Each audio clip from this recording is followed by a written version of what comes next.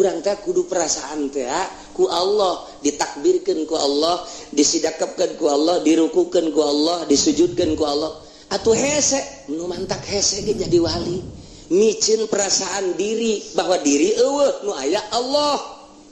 Jadi ku Allah bae geus tah. Sebab naon? Atuh cak saato ilah geus sawabikul himam la tahriku aswarul aqdar. Geus dibeja, geus dibere-beja ku saato ilah di awalna dina hikam. Sawabikul himam, himah urang, tujuan urang, kahayang urang, maksud urang anu menggebu ieu teu beda jeung kuda sander. Sok geura. La tahriku aswarul aqdar, moal bisa ngabedah kana tabir-tabir kodrat iradat Allah, papasen Allah. Sok urang kahayang kawin jeung si eta, cak kodrat Allah ditakdirkeun moal jadi pamajikan urang, pasti moal bae. Sejuta kali kahayang kawin jeung eta, eueuh qadar Allah ti dituna tetep bae, mun itu teu paeh urang nu paeh. Atawa direbut batur kana teu jadi bae geus terjadi. Sadiakeun modal dek dagang urang ka ditu. Hibah urang hayang dagang, sanes dagang hayang kitu untung, tapi dina kodarna bakal rugi bejejes. 1 juta kali modal ratusan puluhan miliaran juta. Eueuh kodar bakal untung mah rugi bae. Ji sawabikul himam la tahriku. Moal bisa tah eta teh dibuktikeun ku perasaan nu mantak ngaji hikam mah kudu dibalikeun macana cak guru. Teu kaharti guru bebeja maca hikam mah mun can dibalikeun can bisa. Lamun masih keneh kos kieu keneh bae lah tah mah lalagaan maca hikam mah kudu dibalikeun. Sugan teh mah dibalikeun macana, dibalikeun perasaan. Lamun urang can tibalik perasaan, lain wali. Ragap bae diri urang mah kieu, aya Allah, aya naon dalilna? Aya dadamelanana syariat keneh. Kudu kumaha tuh? Aya aing, ieu aing aya ieu ku ari ieu. Tina eueuh kana aya. Tah eta teh dalil ayana Allah. Ulah Allah aya dalilna aya aing. Atuh leutik amat ayana Allah didalilan ku urang. Pan ai dalil mah tunjang. Ai tunjang mah atuh kudu teger.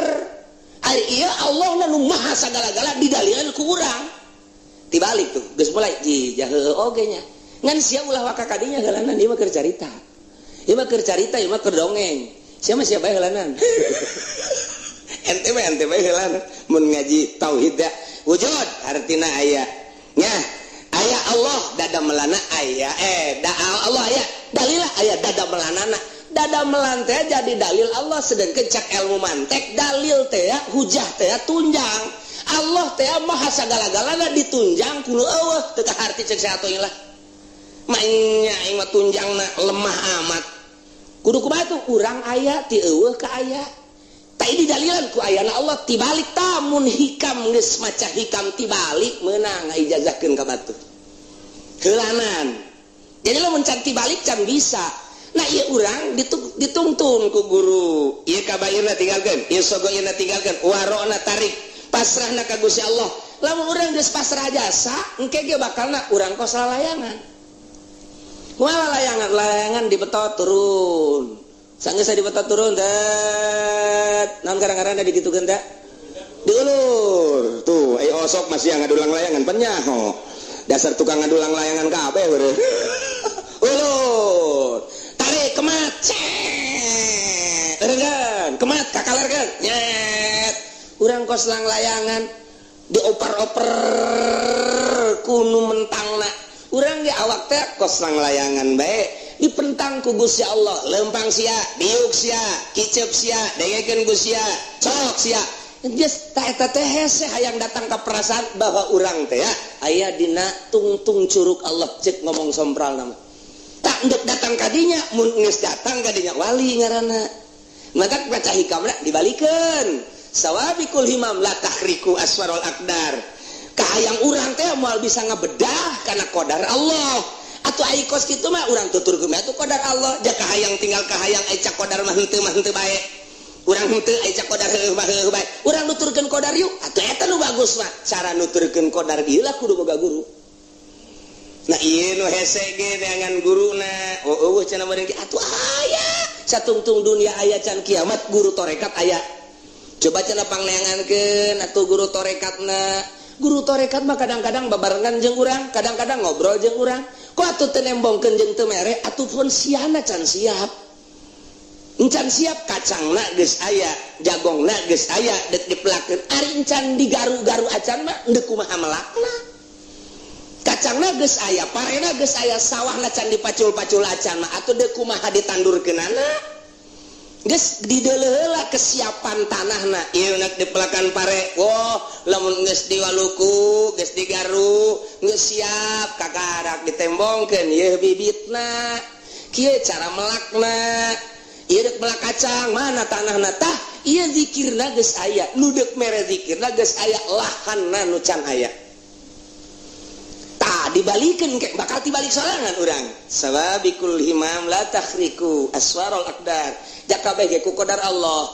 Atuh urang teh moal bisa nabrak kana qadar Allah, kahayang tinggal kahayang, ai bertentangan jeung qadar Allah nu menang. Kajeun ku kumaha ge, urang hayang kawin jeung itu, cak qadar Allah henteu bae. Urang embung kawin jeung itu, cak qadar Allah, kawin mah kawin bae. Urang teh hayang sugih, cak qadar Allah, susah-susah bae. Urang hayang susah, cak qadar Allah, sugih-sugih bae. Oh, ai kitu mah atuh maningan ge urang pasrah kana qadar, eta lah nu dimaksud ku wali. Eta lah nu dimaksud ku hikam, ngan deuk pasrah kana qadar Allah na kudu aya nu nungtun. Nah iyalah metodena. Nah, ieu kakarak secara global hungkul. Oh, jaheueuh nya kos kitu tinggal pasrah ka qadar. Geus lamun urang pasrah ka qadar mah nikmat bae, nikmat ngeunaheun moal aya ngarasula ka Gusti Allah. Ngeunaheun jasa.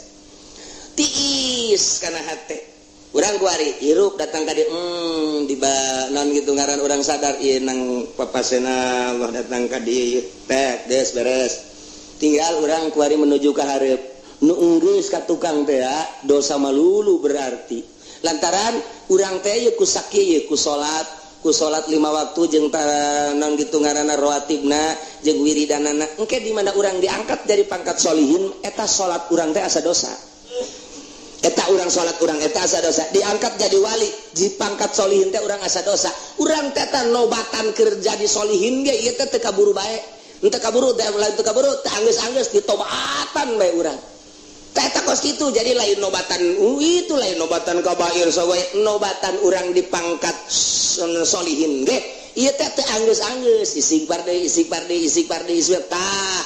Jadi kuari mah hayang tunduk kana qadar Allah. Nah ieu bakal timbul khawarik tidinya timbul sorangan wa kaunul ahwal mawahib yakni ba'da taharruk ijal biha kataharrukil awaid wa huduri hal dzikri hadir jeung riungan zikir lain riungan zikir cara urang lain khusus ahli-ahli beat eta babarengan mungkin unggal poe mungkin saminggu sakali mungkin sabulan sakali aya perkumpulan disebut halqah riungan zikir itu bebas khusus bae jang ningkatkeun jeung guruna engke guruna mere cara la ilaha illallah ke kanyawan salah ye salah ta zikirna salah gidegna make gideg heula make napas heula ke geus beres naik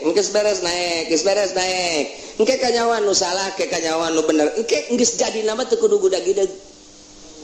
Nges jadi nama jak nges perasaan urang teh ayat di lautan ilmu Allah urang aya perasaan ayat di lautan basar Allah urang teh ayat di lautan sama Allah hasil tapak urang teh nges dikelekep dina ilmu Allah nges bae urang keur kuku bage babarengan jeung Allah bae di masjid asa jeung Allah di majlis asa jeung Allah di mushola asa jeung Allah atuh di kota asa jeung Allah di leuweung asa jeung Allah nu matak nya mah teu kahalangan ku rame teu kahalangan ku nanaon sanajan di nu rame Allah bae hate teh nu rame-rame teu kadeuleu ku nyana sanajan kadeuleu eta teh dianggap punyana hiji Allah bae teu kakarak secara global dong holanan tah lit jadi wali teh kahorkil awaid wa huduri hal dzikri wasima jeung ngadenge mata parugil batin ke anjuran-anjuran Gus guru bari batin urang kosong nanaon hanya ngadengekeun we ti guru sehingga urang bisa meraktekeun naon hasil ti guru kosongkeun minal alaik tina alaqah tina dunia tina makhluk tina nafsu tina setan urang ngomong kitu ku hese amat ku cara metode nu tadi bakal eueuh sorangan urang kuari tidak ulah resep karena dunia moal bisa kajian kukumaha ge dipaksakeun ge moal bisa lantaran urangna encan berangkat.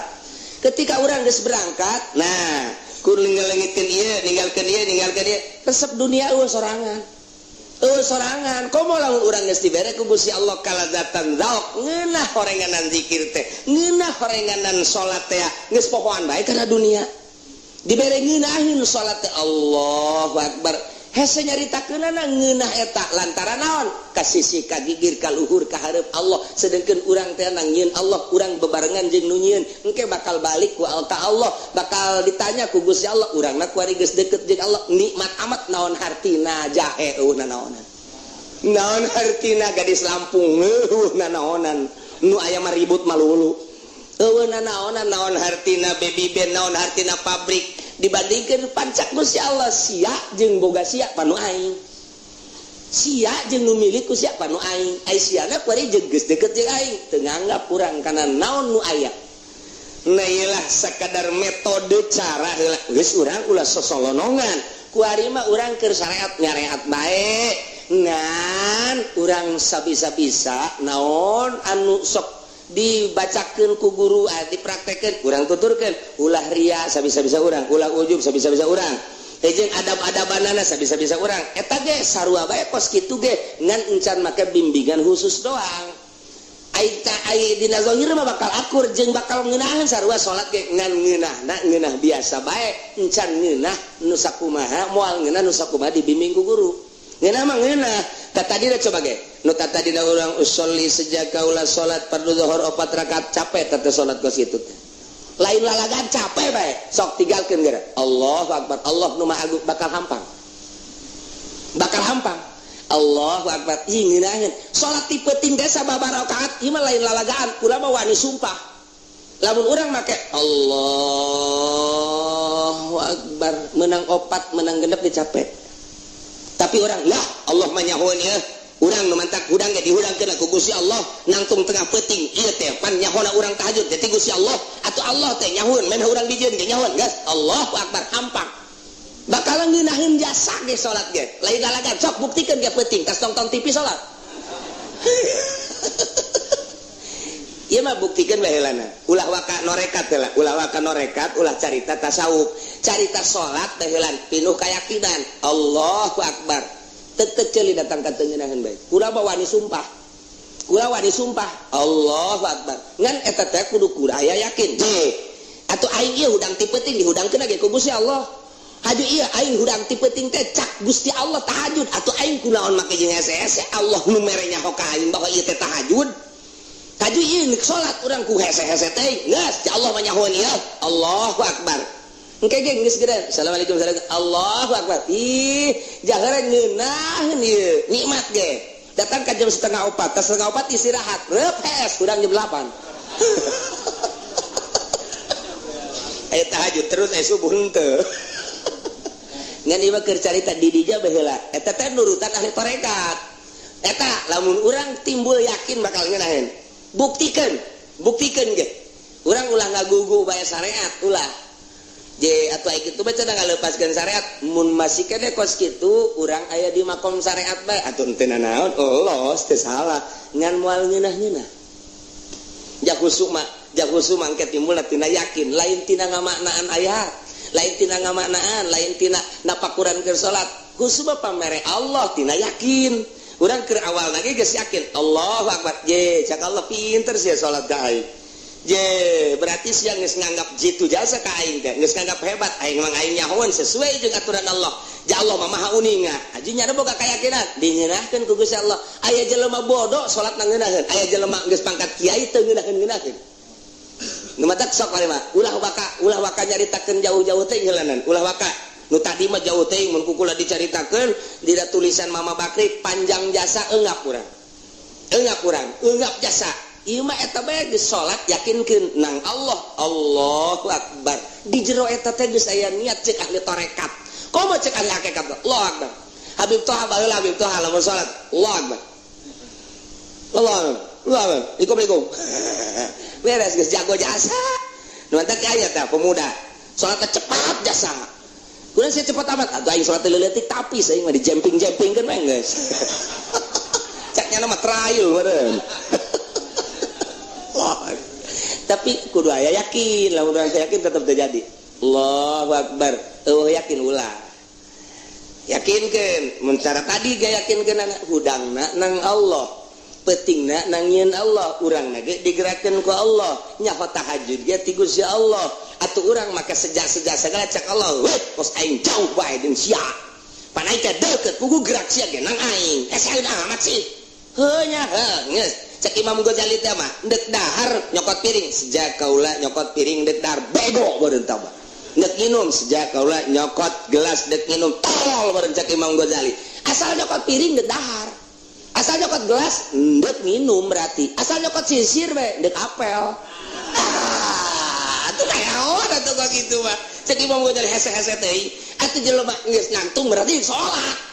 Mbak kajian sejak dicarakan orang ku Gusti Allah di makom torekat dicarekat di makom syariat mah henteu ngan engke makom syariat mah di akhiratna masih dipermasalahkeun lantaran aya keraguan-raguan eta mah ditarik teh ku syariat ari mah ku yakin geus Allahu Akbar mantap jasa geus ngeunaheun ge coba ge ke urang rasakeun ti peuting kula mah sakitu bae ulah waka nyaritakeun torekat jeung hakikat nyaritakeun salat robah urang Allahu Akbar bakal hayang deui salat engke mah engke ge ku pamajikan dieu teh ge ulah salat bae ulah salat mah salat bae heulanan ya Allahu Akbar pamajikan ge datang ka puyeungeun urang salat bae Allahu Akbar paling teu hudang-hudang barangna impoten tah mah cek pamajikan sugan teh ngeunaheun salat cek jana aduh ampun diurut teh mah kudu dah naik ceritanya jauh teuing urang cerita kana khariqul adat tadi nyabit-nyabit hikam lamun urang nyaritakeun hikam bakal tibalik tan mandak balikeun maca hikam mah eta ti guru atuh da kumaha malikeunana kieu ye kumaha hese tuh urang nu ka ditu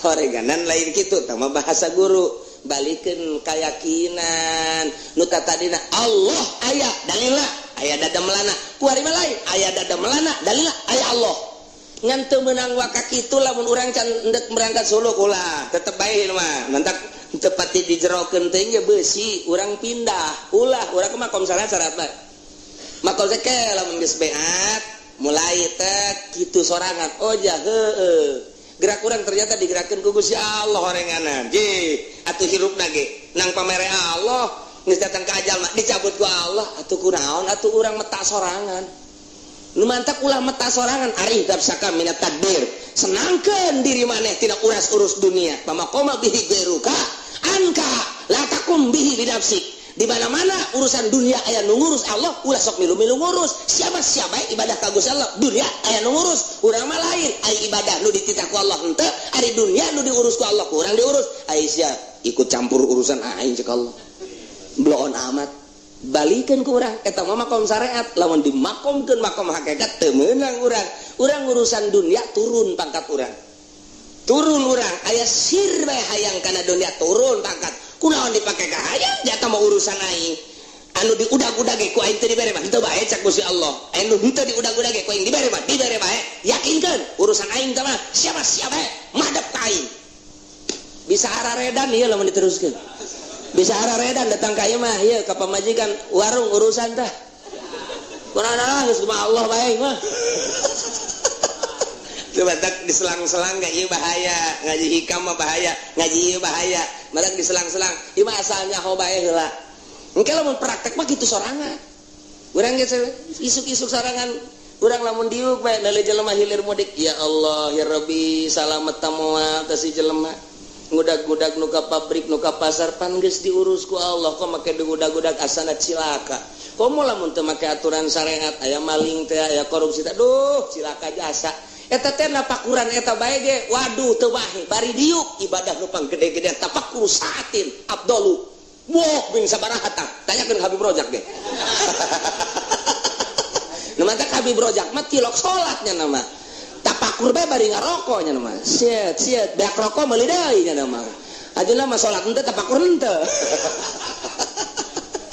geus di luar dugaan geus kadinya mah geus hese bae iwal tinu ngalaksanakeun nu nya engke kanyahoan si itu norekat sebenarnya mah si itu norekat teu kudu bebeja kanyahoan naon tina langkah-langkah pagawean jeung tingkah bakal kanyahoan sorang nyambung kenanya di mana menang sana datang kitu bae sakadar carita we ngan aya kieu engke resepna kana caritaan siddiqun ahli Allah aulia eta geus aya tetesan wali di awak urang.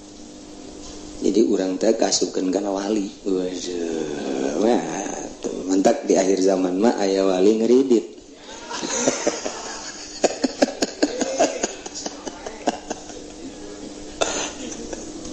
Ya Allah karim.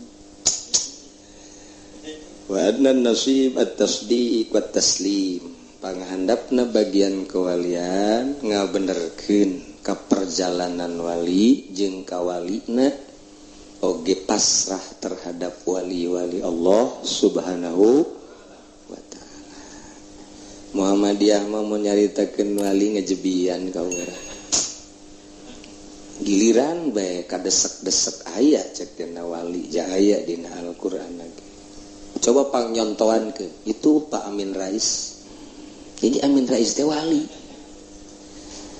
Jadi teh nyahoan ka ukuran-ukuran wali-wali Allah. Hese jeung Muhammadiyah.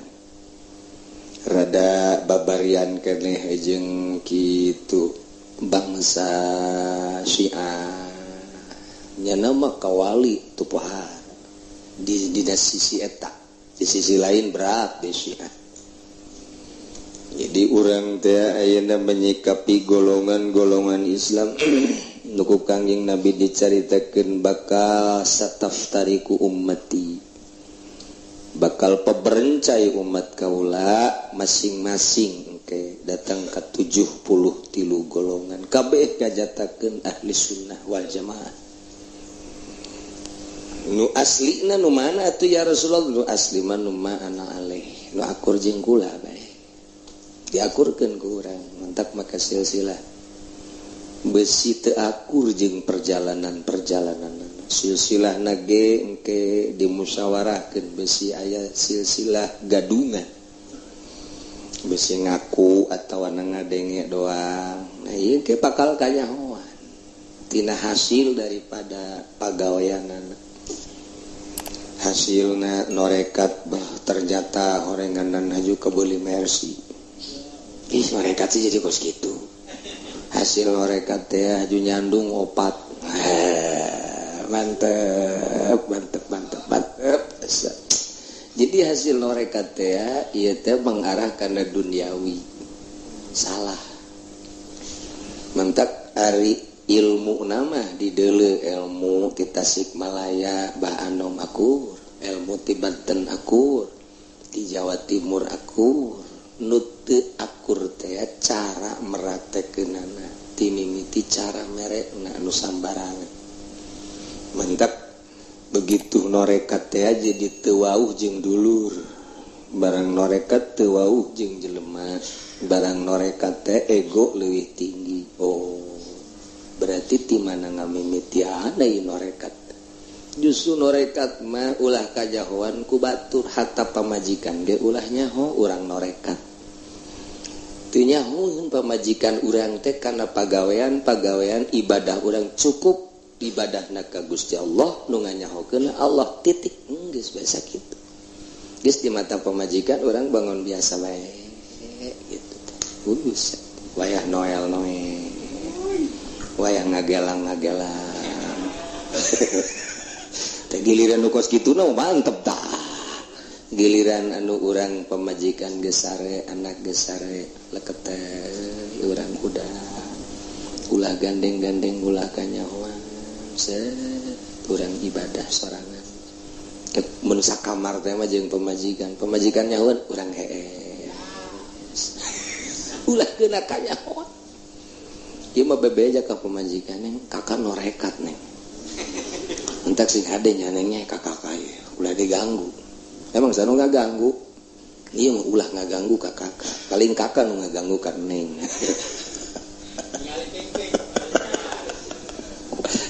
ieu norekat teh kos kitu ya Allah ya Rabb Ju diumumkeun. Raju nyanana mere selembaran saha nu neuk ijazah tarekat. Ko surat undang bae disebar-sebar. Ieu mah ilmuna ruhani. Geus teu kudu make tulisan-tulisan ijazah tarekat mah urusanna ruhani dari hati ke hati. Kitu atuh. Jadi engkena teh sejuk nikmat. Titah bener tanpa peduli ka makhluk jeung ka dunia. Ka Allah bae ngan moal bisa mun teu cara bersyariat pake ku urang syariatna dieusian ku thariqah menuju hakikat.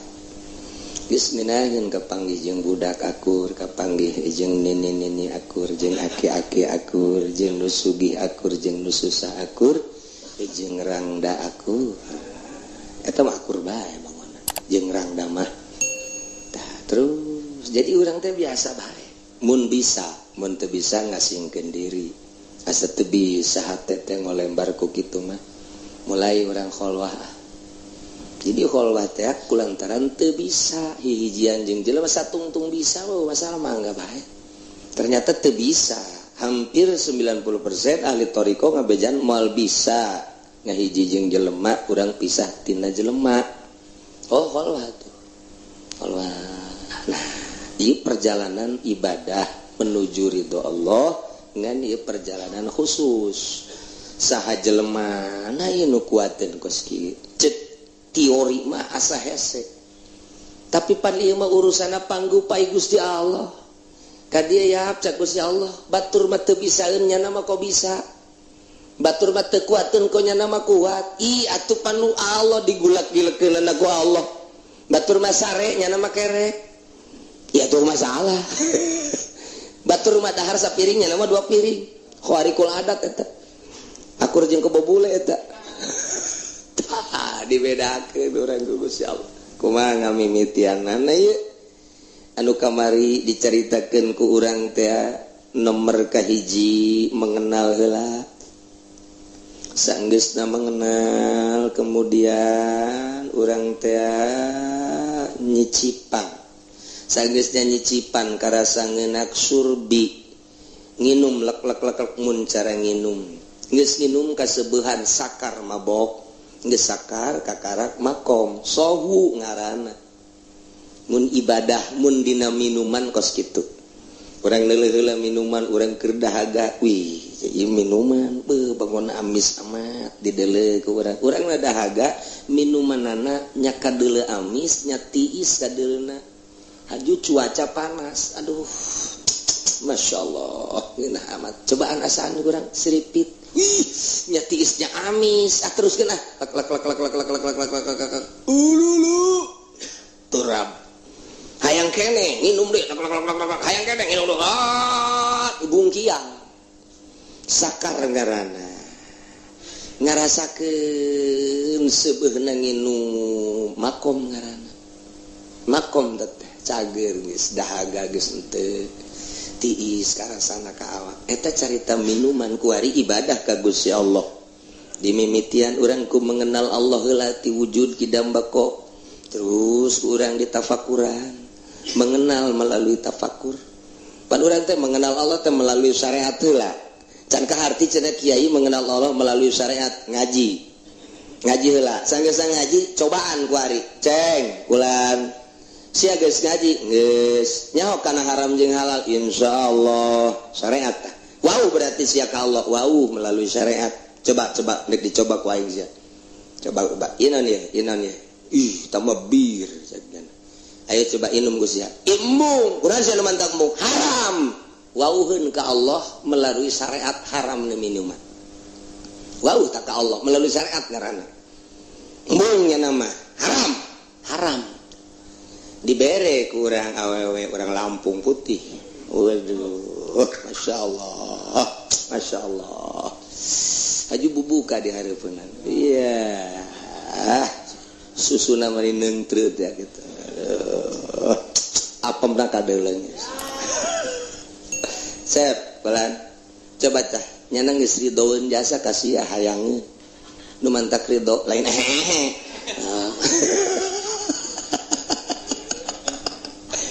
nyana teh ya irang da ditinggalkeun ku salakina geus 2 tahun. Jadi nyana hayang disodakohan duit teh butuh hayang sodako eta. Jadi ujang lamun daek nyarean nyana menang ganjaran lantaran sodako. Ih keheula kon sodako kiamat kabalinger ieu mah. Sodako kos ieu nyana geus hayangkeun jasa ieu. Jadi geus acep teh sodako kadinya nyana mah duit teu butuh bogaeun, mobil mah teu butuh bogaeun nyana mah. Segala rupa teu butuh dahareun nyana mah butuh ge eta. Imbung cek nyana. Kunaon emang? Itu haram zina mah wala taqrabuz zina innahu kana fahisha wa sa'a sabila. Wau ka Allah melalui syariat. Dur salat zuhur, gegeuraan bae nyana neangan samping. Sajadah dan deuk ka mana sia? Salat. Emi.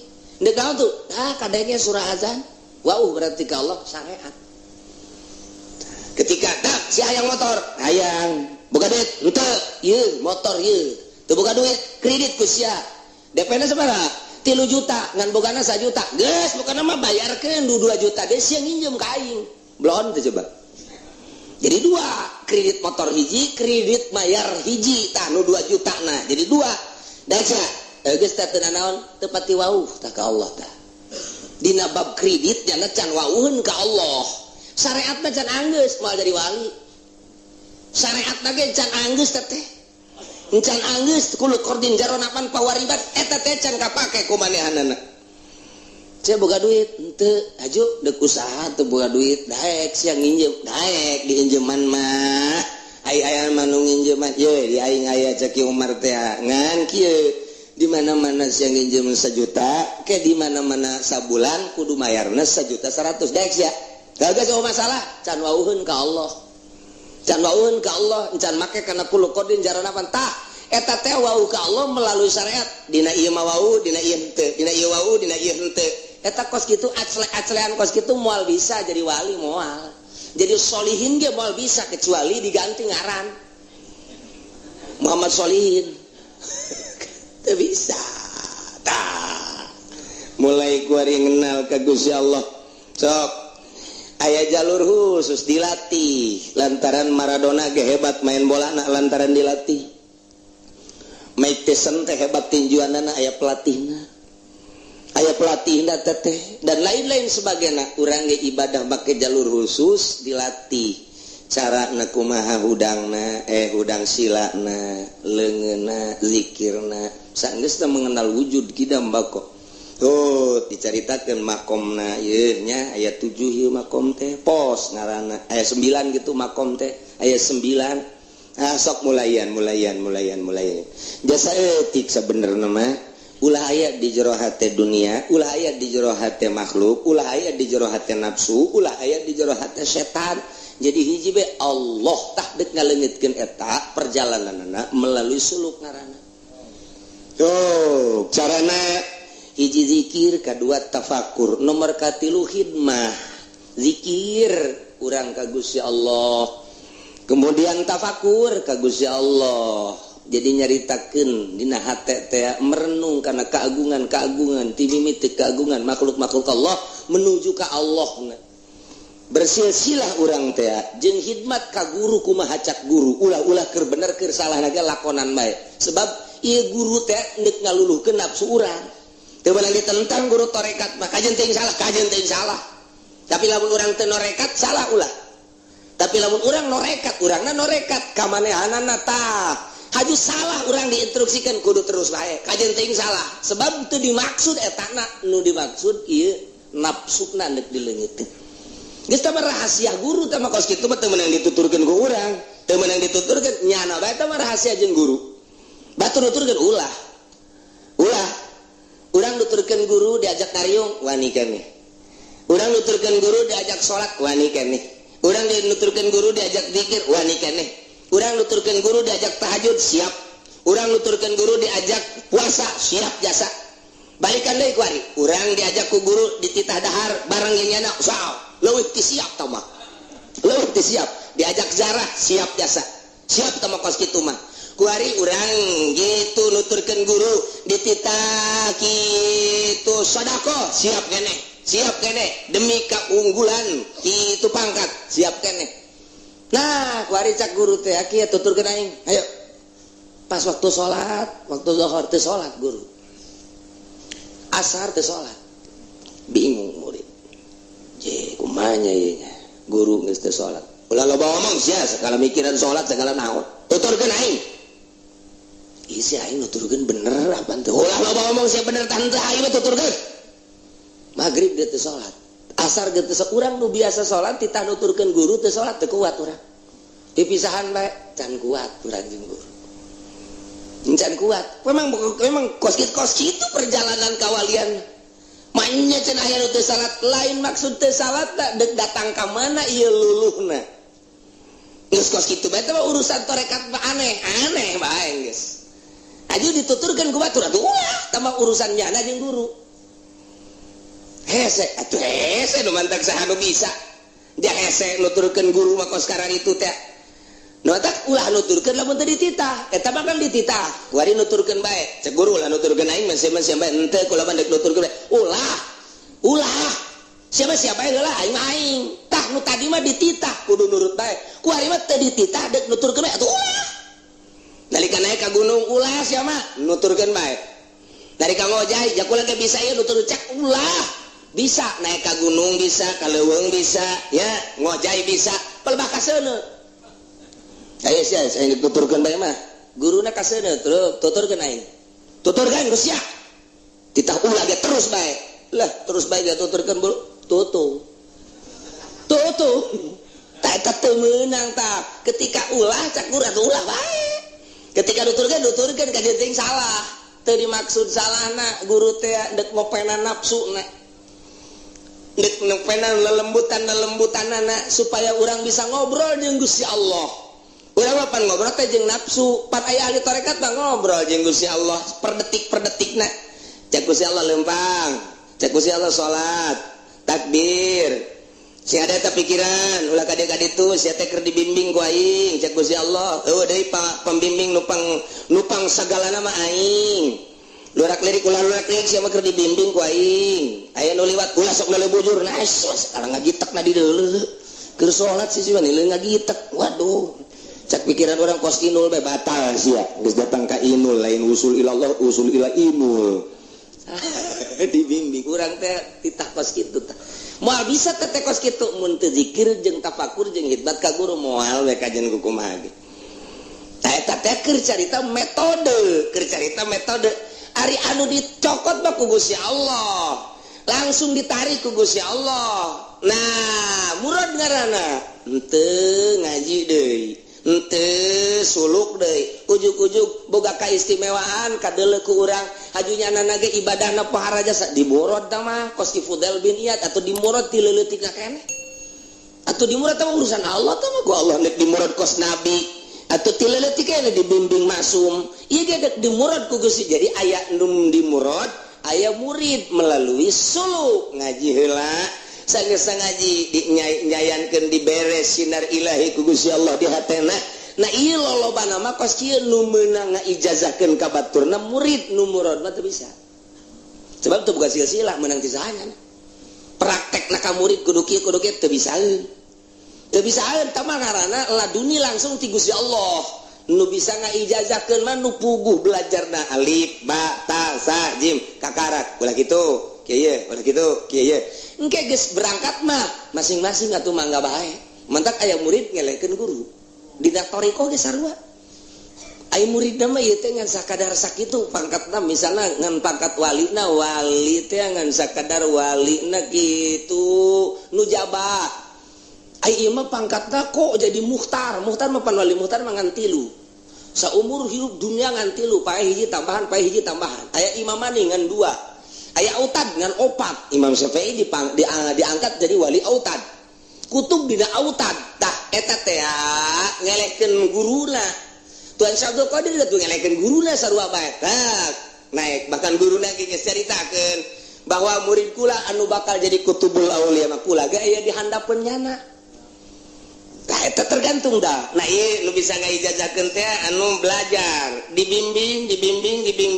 Nah kabla itu udah cerdas lempang sorangan ka timi mana ngamimitianana. Nah ieu nu rek caritakeun tadi dahaga urang hayang usul ilallah parabotna geus aya ilmuna kuari urang berangkat ninggalkeun dunya jeung makhluk menuju wusul ilallah ku cara zikir jeung tafakur khidmat kanu jadi guru sesuai jeung aturan anak berangkatlah. Nah terus di dieu yaqulu al ahwalu mawahibu diucapkan ari ahwal mah pamere wal maqamatu bakasib ai maqamat maqam eta adalah diusaha wa kasbuha wa taqaddumul ahwal alaiha ka'annaha nataijuha ngasabna kana maqam eta adalah diheulaan ku ahwal ka'annaha nataijuha seakan-akan natijah daripada awal eta adalah maqam wa qaulul ahwal mawahib yakni ba'da taharruk ijal biha qaskuba ka khalqil awaid batur tipeting sare ieu mah hudang kharqul adat ngaranna. Kemudian kitu batur dahar ieu mah henteu eta ngaranna kharqul adat. Batur manginum nya mah henteu. Batur beuh nu ngaroko ieu ngaroko kharqul adat ngaranna. Batur teu ngopi nya ngopi kharqul adat eta. Kabawa ku juri eta nu batur mah keur ngaji eueuh nu nundutan nya nama nundutan khariqul lil adat sarua bae eta gitu kabawa ku setan eta ta iko khariqul lil adat ye. Jadi adat-adat kebiasaan manusia kebiasaan makhluk ditinggalkeun ku urang eta teh hese kumaha ngamimitiana. Nah lamun urang eueuh guruan hese matak makelah guru cing cing cing coba kumaha kieu ya guru beat ngaranna kuari hiji awas jauhan kabair mangga nyaho sia ka kabair nyaho besi kurang nyaho ditulis mantak Mama Bakri nulis heula kabair padahal mah geus loba dina kitab-kitab kabair tapi lantaran ieu endek dimuridkeun ieu kabair dage ditulis ku Mama Bakri sempur dina kitab torekatna nulisan heula nya na kabair teh 1 2 3 4 5 6 7 8 9 10 40 kabair asana jang teu 40 wae dina fikih mah pan ieu mah thariqah kabair teh ditambah tai urang guruan mah hese tapi lamun aya guruan jadi nyaho singade ieu kabair nya ieu nya singade tai sia kudu dijauhan ieu kabair teh dibaca ku muridna bo kabair teh urang mah nu nyaho teh mabok zina maling judi maehan eta kabair anu geus jelas tah kos karari itu gorenganan aya 40 dina tarekat mah kabair teh pandek usul ka Allah beres. Nah ieu nu sogoirna ieu nu sogoirna leuwih loba sogoir geus tinggalkeun ku sia nu kabair tinggalkeun nu sogoir urang nuturkeun eta bakal khariqun lil adat naon sababna sebab beda jeung kita pikir ku eta bae ge geus beda urang bakalna geus beda bakalna tah ku eta bae ge heulana encan nae ka ditu lantaran naon lantaran pugu jalurna batur bae nyebutkeun kabair teh nu tadi teh ya ieu mah macem-macem kabair sogoir teh macem-macem geus urang bakal beda jasa jeung batur dina tingkah-tingkah urang padahal urang teh can sakumaha kakarak ge datang ka sogoir jeung kabair jeung sogoir lantaran make doktrin kabair jeung sogoir tas sakieu kabair tas sakieu sogoir ku ngalaksanakeun eta bage urang geus kadeuleum beda ge bakalna jeung batur geus bakal beda dahar bae tapi daharna ukuranana ukuran jang salat bae mun urang ngalaksanakeun berarti mun urang ngalaksanakeun urang tepat mun urang teu ngalaksanakeun eta dosa dina ilmu tarekat mah leuwih ti kabutuhan dosa terus kabelah dina waro waktu dakikul waro anjeun kudu nganya-nya kana apik sok timbulkeun di diri maneh apik awas mimiti dahareun kudu apik inumeun kudu apik awas kudu apik cak guru dina kitabna dibere kaapikan urang teh ieu awas kudu apik nya singade bogana kendaraan bogana baju dan lain sebagainya kudu nyaho kokocoranana diapik-apik urang bakal khariqun lil adat ku geus sakitu bae ge nuturkeun metode eta bae ge bakalna geus khariqun lil adat urang geus kabairna dijauhan sogoirna dijauhan warokna kurang ditimbulkeun ku ari kurang mulai yakin aya ka Gusti Allah, pasrah ka Gusti Allah, taslim jasa ka Gusti Allah, geus aya sorangan bakal timbul. Leban kabairna nu tadi geus ditauhan dijauhan sogoirna geus, kemudian warokna ku urang geus ditimbulkeun ku ari ku urang mah pasrah ka Gusti Allah teh geus aya nyai-nyayan sorangan bakal nyai-nyayan sorangan otomatis bakal aya ngeunaheun hampa make metode ngaranna nah kuari geus eta mah urusanna kos kararitu. Nah kuari mulai mata jeung ceuli di ka Allah ulah ayana naon di jero hate kunu tadi geus dilaksanakeun urang geus bisa kos belajar nulis hayang bagus urang nulis atuh henteu teu nuturkeun tulisan teu henteu make metode digentur mah ye nyeun alif cara nyeun alif kos kieu ye urang dipagahan nyeun alifna kieu ye nyekel kalamna kieu penana nyokotna kieu ye tet nyeun alif nya ba kieu ye dideuleukeun urang deuleu ye tah nyeun ba kos kieu set tak kos kieu terus ain oge Pak dideuleukeun teu menang teu deuleukeun kieu ye carana lamun nyeun ain kieu set tuh eureun ka dieu puterkeun ieu kabuter-muterkeun kalamna kudu dideuleukeun ku urang awas bisi salah puterkeun set puter ka dieu puter tet aya tipis kadal nyeun zal kieu ye tet tah sok eta bae heula teu meunang urang tulis nu lain nulis eta bae alif kudu akur menang ti guru cara nak kieu cara lamun urang teu daek akur bae bebeja ka guru kok alif kula mah teu akur bae bengkok nu teu bagus bengkok mah oh balikan deui kieu ye carana tek set nah nyeun alif sok oh heueuh ba kok teu akur jeung guru bakal diakurkeun bebeja urang ka guru lamun can akur mun geus akur sok urang laksanakeun kurang nyeun alif teu meunang wakan nulis nu sejen-sejen eta bae heulanan geus rada akur-akur bebeja ka guru coba hasilna alif ba kana kabeh geus akur ye rada akur naik dibere ngan sakadar saeutik bismillah we bismillah engke bakalna mencakupkan kabeh bisa bismillah akur jeung bismillah guru bakal akur ieu keur carita nulis eta bae heulanan akurkeun cara narikna timimiti alif bakna terus datang ka beres geus bae urang setor ka guru sok urang nulis naon bae ge bakal katurutan ku maneh nulis sok dek nulisan kata kakarak hiji engke kakana kripi kana dewani dan lain sebagainya dibere ke ku guru akur urang jadi make metode cara henteu kudu nurutan hiji-hiji cara di sakola teu kudu mun make guru mah alif bakna bae engke jeung kripi ieu dewani ieu terus kabeh hot teh ku guru dibere rumus tak jadi bisa sorangan kayak kaditu. Nah ieu ibadah ge sarua. Ku guru dibere rumus bae ka bairna ieu tinggalkeun. Sogoirna ieu biar cara warokna ieu kos kieu warokna tah. Engke maneh hudang ti peuting, mandi, hudang ti peuting kabeh mandi. Wudu. Carana kumaha? Deuk mandi teh ya urang perasaan mayit. Dibere kunyana bukuna tah kumaha Bakri bahwa urang teh mayit. Kemudian orang dipandian terus dibersihan orang teh mait rarasaan teh mait bae geus kudu boga perasaan bahwa orang teh keur dipandian mait beres mait wudu beres urang boga perasaan mait bae terus beres terus urang teh make baju urang teh keur dibungkus mantak lu bagus mah nu putih abeh jadi mait beneran ya.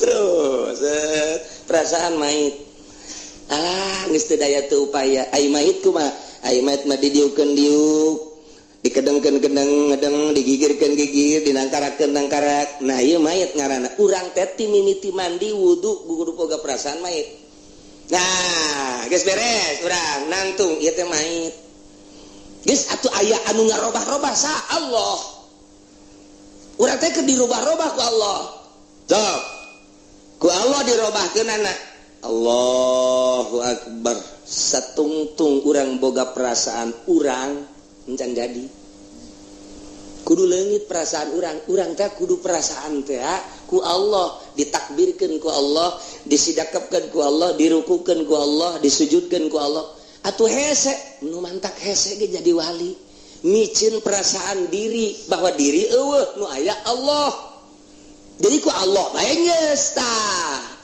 sebab naon atuh cak sato ilah geus sawabikul himam la tahriku aswarul aqdar geus dibejak geus dibere-bejak ku Syekh atau ilah di awalna dina hikam sawabikul himam himah urang tujuan urang kahayang urang maksud urang anu menggebu lil teu beda jeung kuda sander sok geura la takhriku aswarul akdar moal bisa ngabedah kana tabir-tabir kodrat iradat Allah papasen Allah sok urang kahayang kawin jeung si eta cak kudrat Allah ditakdirkeun moal jadi pamajikan urang pasti moal bae sejuta kali kahayang kawin jeung eta eueuh qadar Allah ti dituna tetep bae mun itu teu paeh urang nu paeh atawa direbut batur kana teu jadi bae geus terjadi sadiakeun modal dek dagang urang ka ditu hibah urang hayang dagang sanes dagang hayang kitu untung tapi dina kodarna bakal rugi bejejes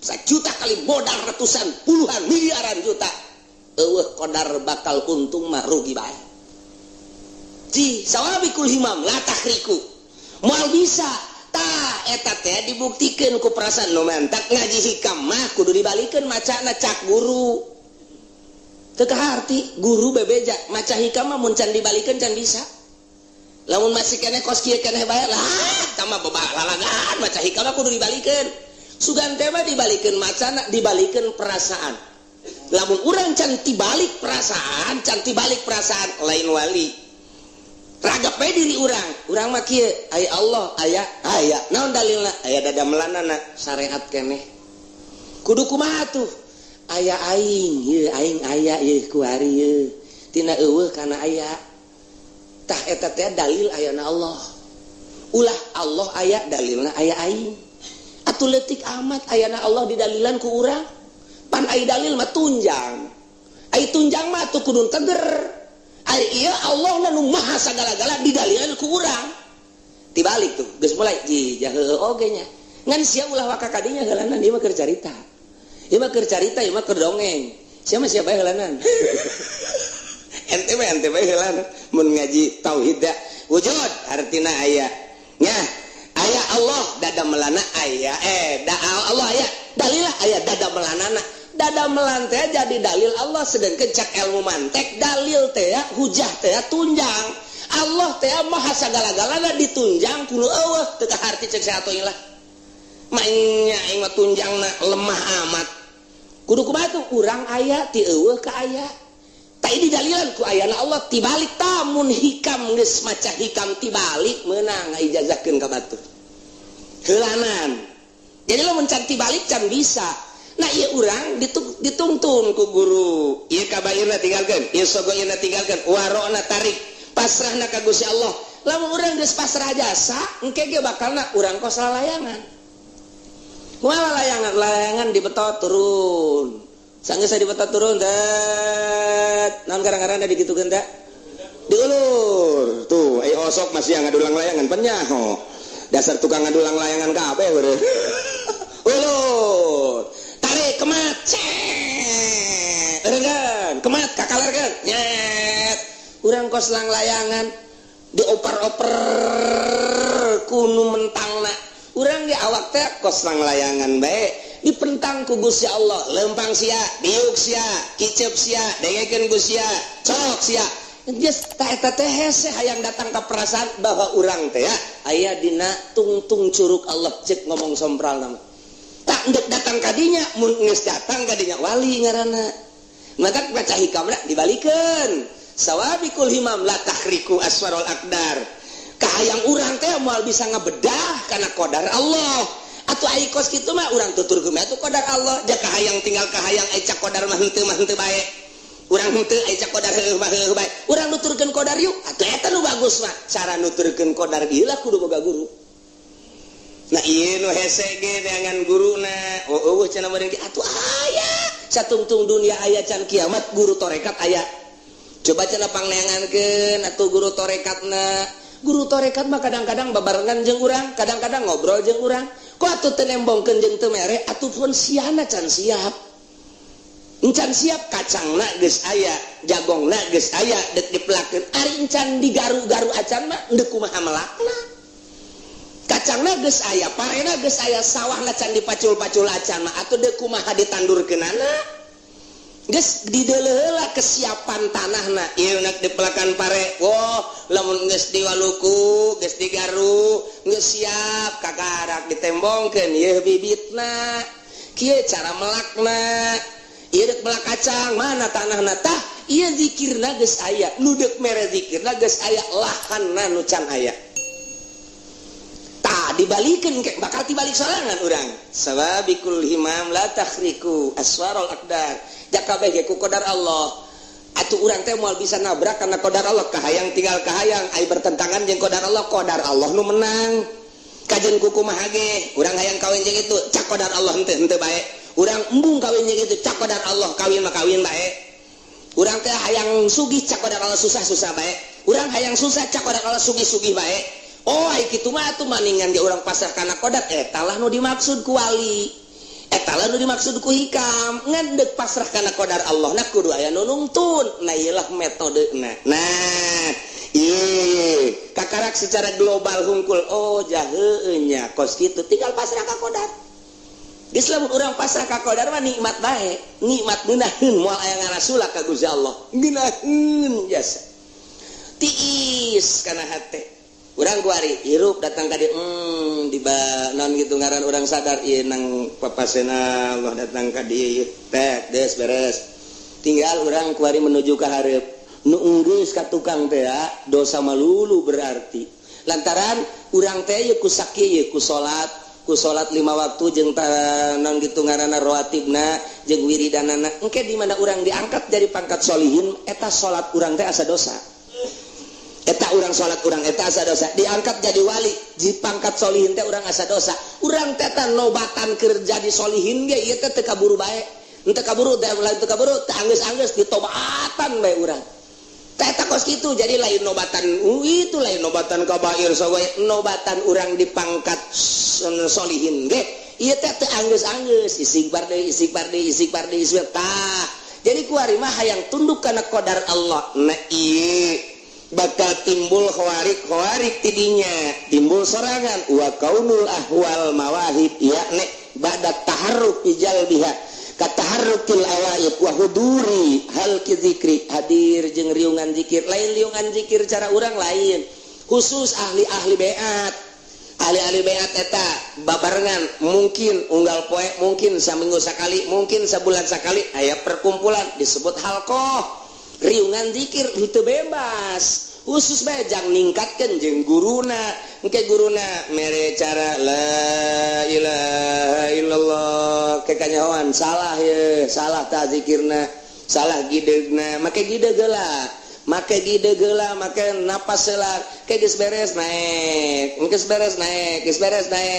engke kanyawan nu salah ke kanyawan nu bener engke geus jadi nama teu kudu budak gideug geus jadi nama jak geus perasaan urang teh aya di lautan ilmu Allah urang aya perasaan aya di lautan basar Allah urang teh aya di lautan sama Allah hasil tapak urang teh geus tikelekep dina ilmu Allah geus bae urang keur kuku bage babarengan jeung Allah bae di masjid asa jeung Allah di majlis asa jeung Allah di mushola asa jeung Allah atuh di kota asa jeung Allah di leuweung asa jeung Allah nu matak jalma teu kahalangan ku rame teu kahalangan ku nanaon sanajan di nu rame Allah bae hate teh nu rame-rame teu kadeuleu ku nyana sanajan kadeuleu eta teh dianggap punyana hiji we Allah bae teu kakarak secara global dang holanan tah lit jadi wali teh kahorkil awaid wa huduri hal kizikri wasima jeung ngadenge mata parugil batin ke anjuran-anjuran Gus Guru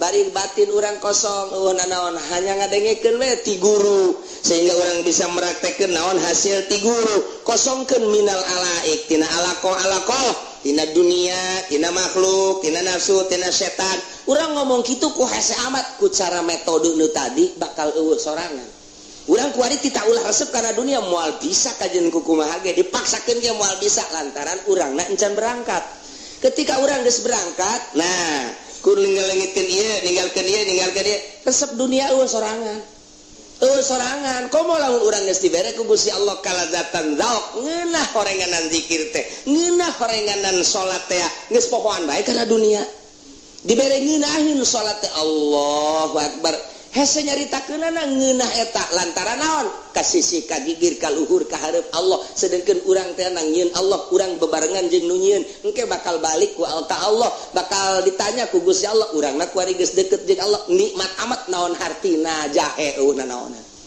naon hartina gadis Lampung naonan nu aya mah ribut malulu naonan naon hartina baby band naon hartina pabrik dibandingkan pancak Gusti Allah sia jeung boga sia panu aing sia jeung nu milik ku sia panu aing ai siana kuari jeung geus deukeut jeung aing teu nganggap urang kana naon nu aya na ilah sakadar metode cara heula geus urang ulah sosolonongan kuari mah urang keur syariat nyareat bae ngan urang sabisa-bisa naon anu sok dibacakeun ku guru dipraktekeun urang tuturkeun ulah ria sabisa-bisa urang ulah ujub sabisa-bisa urang jeung adab-adabanana sabisa-bisa urang eta ge sarua bae kos kitu ge ngan encan make bimbingan khusus doang ai dina zahir mah bakal akur jeung bakal ngeunaheun sarua salat ge ngan ngeunah biasa bae encan ngeunah nu sakumaha moal ngeunah nu sakumaha dibimbing ku guru ngeunah mah ngeunah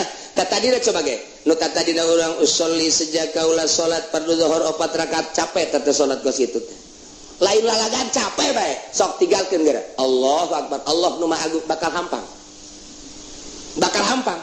Allahu akbar ih ngeunaheun salat ti penting teh sababaraha rakaat ieu mah lain lalagaan ulah mah wani sumpah lamun urang make Allahu akbar menang 4 menang genep ge capek tapi orang lah Allah mah nyahoeun ieu urang nu mantak hudang ge dihudangkeun ku Gusti Allah nangtung tengah peuting ieu teh pan nyahona urang tahajud jadi Gusti Allah atuh Allah teh nyahoeun men urang dijieun ge nyahoeun geus Allahu akbar hampang bakal ngeunaheun jasa ge salat ge lain dalagan sok buktikeun ge peuting tas tonton TV salat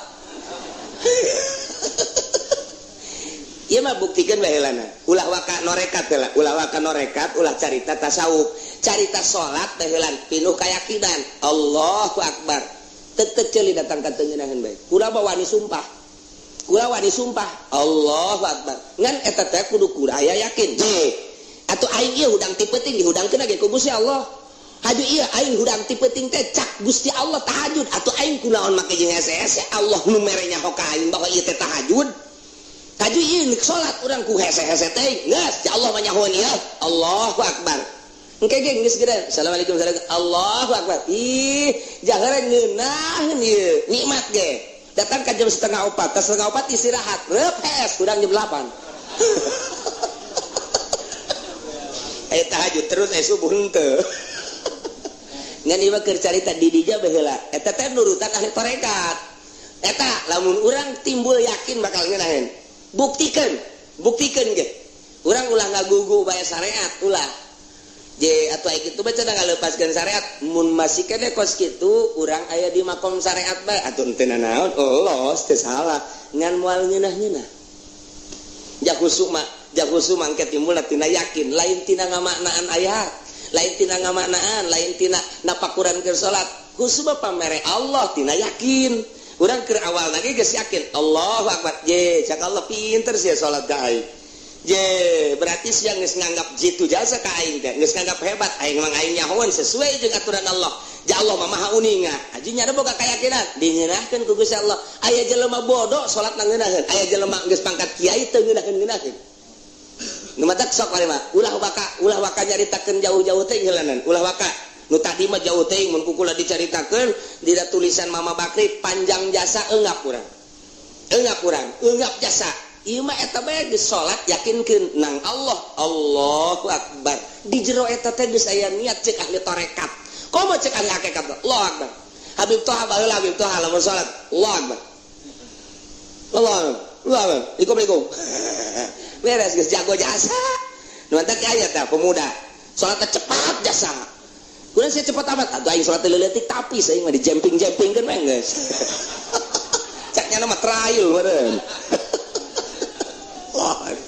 tapi kudu aya yakin lamun urang yakin tetep terjadi Allahu akbar yakin ulah yakinkeun mun cara tadi ga yakinkeun hudangna nang Allah peutingna nang nyieun Allah urang ge digerakkeun ku Allah nyaho tahajud ge ti Gusti Allah atuh urang make sejak segala cak Allah weh kos aing jauh bae jeung sia panai teh deket pugu gerak sia ge nang aing asa amat sih heunya geus cek Imam Ghazali teh mah dek dahar nyokot piring sejak kaula nyokot piring dek dahar bego beureun tah mah dek nginum sejak kaula nyokot gelas dek nginum tolol beureun cek Imam Ghazali asal nyokot piring dek dahar asal nyokot gelas dek nginum berarti asal nyokot sisir we dek apel atuh naon atuh kok gitu mah cek Imam Ghazali hese-hese teh atuh jelema geus ngantung berarti salat mbak kayak jadi sejak dicarakan orang ku Gusti Allah di makom torekat dicarekat di makom syariat mah henteu ngan engke makom syariat mah di akhiratna masih dipermasalahkeun lantaran aya keraguan-raguan